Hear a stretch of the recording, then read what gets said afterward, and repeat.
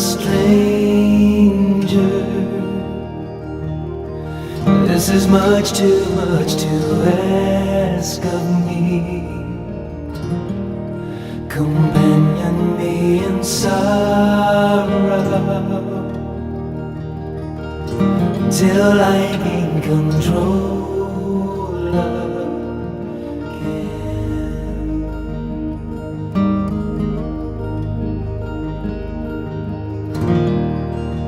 Grant me this mercy,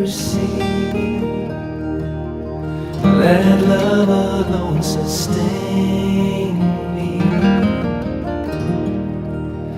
Lead me to your shelter until this passes over me.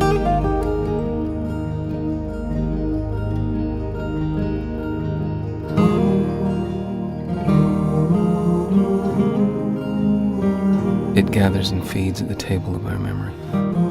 Stepping incautiously among the thorns, we grieve the loss of the one we had. We grieve the loss of the one we didn't have. The one who was and the one who might have been.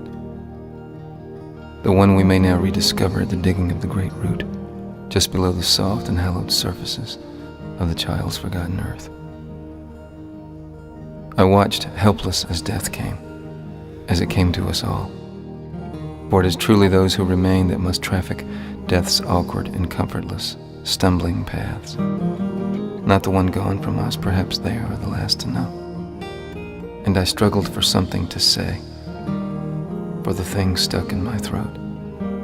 There was just an odd and empty music that filled the room, that gave consent to our grief, that whispered to us through the early watches of that night, promising an end to the weary and lamentable sound of a body in combat.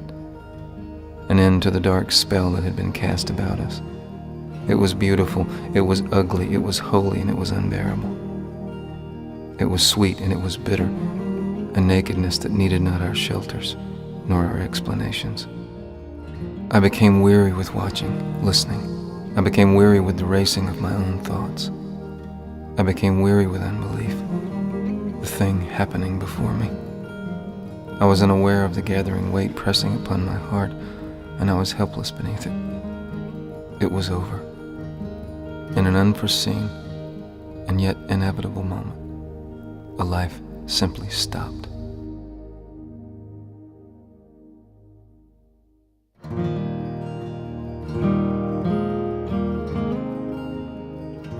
And in the tranquil spaces of that motionless and fixed time, and by some instinct I placed my hand over my father's heart, that I might feel the last beating of it. As though by some entitlement, by some reward for the long night's watch, the dying pulses may have a continuance in that of my own. Life unstoppable, life unceasing, life unrelenting, life tearing at its borders, life gnawing at the restraints. Life being life, life giving itself over to life. And I have wept. I have torn at my heart. I have howled at the cold and speechless moon, at the gray and unfeeling moon, at the comfortless moon suspended and detached from us. I weep for my mother's broken heart. I have convulsed with memories that came so swiftly, so unmercifully, and with unbearable sweetness, drinking me downward in their unquenching thirst. I would ask but one thing. I would ask this of my heart, Let memory be merciful, that memory be faithful, faithful in this sorrow. that I would not reinvent them in my flight from pain, Time alone can heal no wound. that I would not reduce to legend the one taken from me, as some creation of my grief, some imagined phantom of my need. For I recalled things long forgotten, small things, insignificant fragments, shards of broken and discarded things that we may recount, that we may rediscover like treasure among the many living files and chronicles, the many awards and trophies of time. Things that once remembered, sweep back upon us with the thorn's sharp sting, the pain that sanctifies them and makes them holy. For grieving is loving, a thing purchased over time. It may take from us our words, but returns to us the unrequested poetry, that thing that is won to the heart in sorrow, that feeds our hunger for speech, for that which we cannot say. At our tables there is now a conspicuous and living absence, a prevailing silence where there had been quiet conversation, talk of great things, of common things, of dreams, and of nothing at all. If but to hear the voice again, in the lull and in the drowsy hum of time spent together, to see the face, not easily forgotten, still, to me, so alive, so unhidden, so present.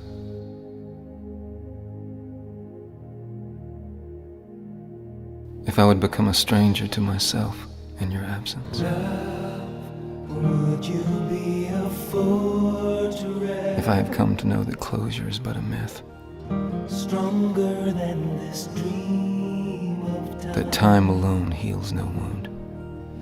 Be the strength and sorrow. It wasn't time, but love that purchased this grief. Only love can heal me now. That if I am now alone, if I am now orphaned, widowed, if I am childless, exiled from the life I have known, You would not abandon. when I am overcome, when everything in me is racing but only to some undefined mark, Quiet me in tenderness. when I have no need of words but would seek shelter, Hide me in a secret place. when I am lost in the great maze and in the blindness of grief, Trust you with this mystery.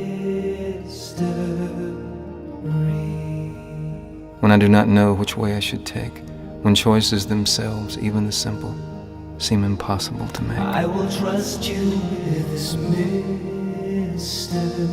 when the world I have known is suddenly changed forever, when all things seem unreasonable and I must now rethink my life, I can trust you with this mystery.